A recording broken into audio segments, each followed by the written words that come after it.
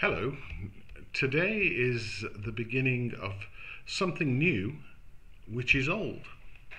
The Synod office has reopened on a part-time basis. People can make in-person visits on Tuesdays and Thursdays. And so, therefore, I'm no longer in my basement on Tuesdays and Thursdays.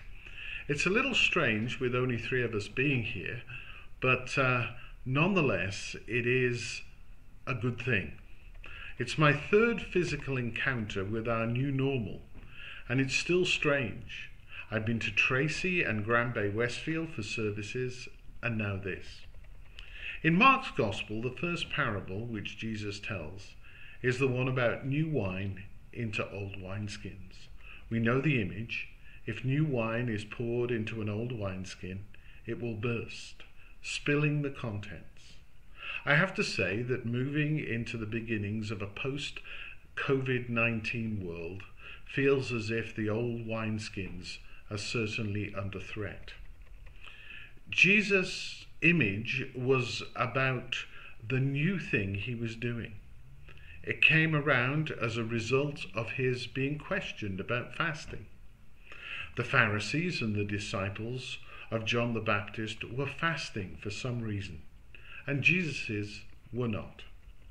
Jesus uses the image of a wedding, first of all. People don't fast when the bridegroom is with them. There'll be a time for that when he is not. He then goes on to two pictures of the difficulty of mixing the old with the new. The shrunken cloth and the new wineskins. I think that's what I'm experiencing, but in the opposite way to the meaning Jesus had.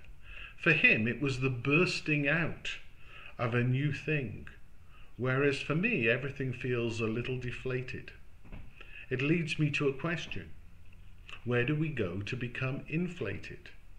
The answer is simple, but also difficult, and we find it in the text before the parable. The place that we go is not a place at all, but rather it's a person, the bridegroom, Jesus. He is the first fruit of the new thing that God is doing, which culminates in Revelation 21:5, where the one who sits on the throne says, "Behold, I am making all things new." God is a God who constantly leads us into new things, but so often we don't want to follow. Generally, the wine can feel very flat rather than exciting and full of flavour.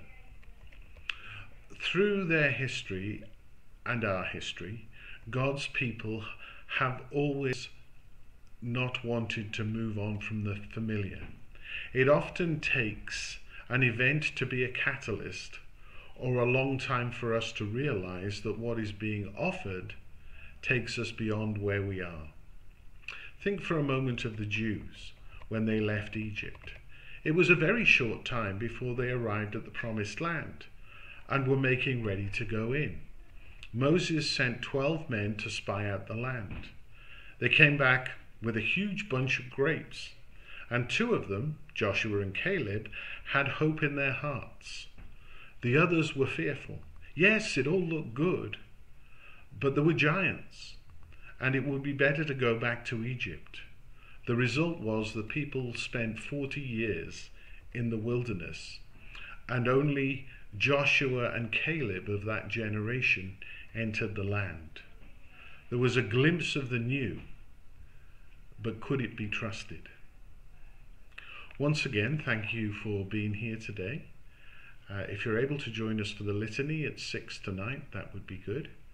Tomorrow, I'll be back in the basement.